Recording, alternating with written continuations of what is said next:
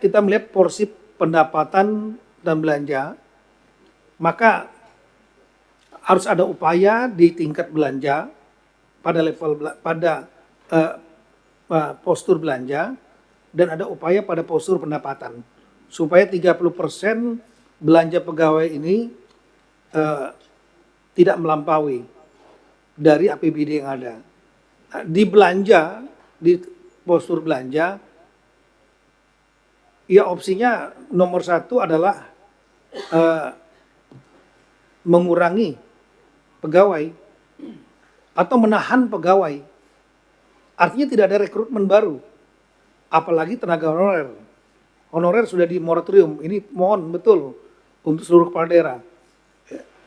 Harus tegas, tidak ada tenaga honorer baru. Karena ini tenaga P3K dan lain-lain. Kalau tenaga yang skill seperti guru dan di bidang kesehatan, ya, itu masih bermanfaat, masih oke, ya, di masa lalu. Tapi kalau untuk yang tenaga administrasi seringkali tidak kompeten, tidak memiliki kapabilitas.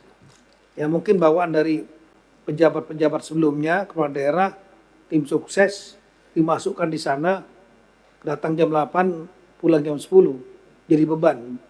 Dan setelah itu menumpuklah honorer ini dari kepada ke kepala daerah. Setelah numpuk, mereka minta kepastian. Kepastian untuk diangkat menjadi P3K atau menjadi PNS, jadi ASN, aparatur sipil negara. Kita tahu APSN itu dibagi dua, P3K dan kontrak dan PNS. Nah, itu rame demo-demo, sehingga akhirnya diakomodir. Nanti Ibu Menpan bisa menjelaskan karena demonya banyak tempat Ibu Rini waktu itu. Kemudian diakomodir, diangkat, tapi dengan seleksi. Akhirnya menjadi beban dan ditentukan dibiayai oleh APBD saat itu. Nah, otomatis dengan segala hormat pada forum yang baik ini, rekan-rekan kepala daerah, tolong jangan ada lagi dulu penambahan honorer, karena akan menjadi beban biaya belanja pegawai dan jadi beban kepala daerah berikutnya, bom waktu. Kemudian yang kedua, opsi yang kedua lah dengan mengurangi pegawai, tapi ini bukan opsi mendapat saya. Kita tidak ingin menimbulkan keresahan di kalangan pegawai yang sudah ada.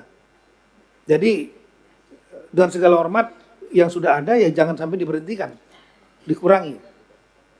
Jadi pengangguran nanti mereka. Nah, yang mungkinlah dibelanja TPP, tunjangan tambahan penghasilan pegawai, sama dengan kinerja, tunkin di tingkat pusat namanya, kinerja, itu yang mungkin bisa disesuaikan dengan kemampuan keuangan daerah masing-masing. Itu di postur belanja.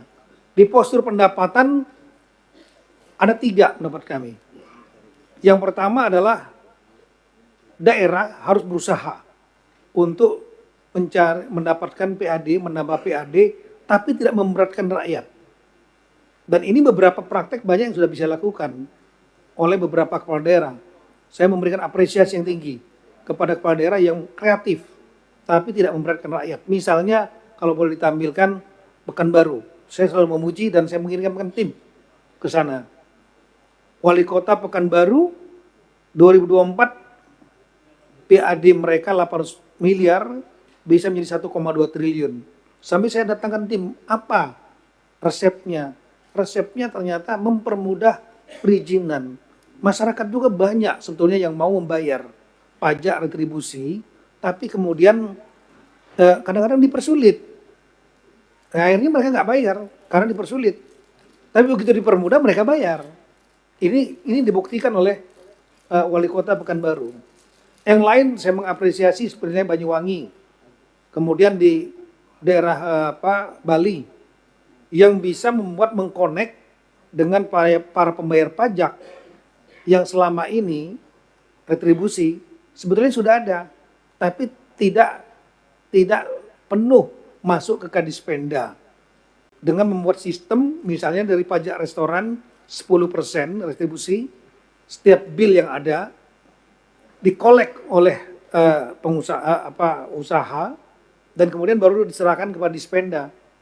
Nah ini nggak sepenuhnya masuk kadang-kadang.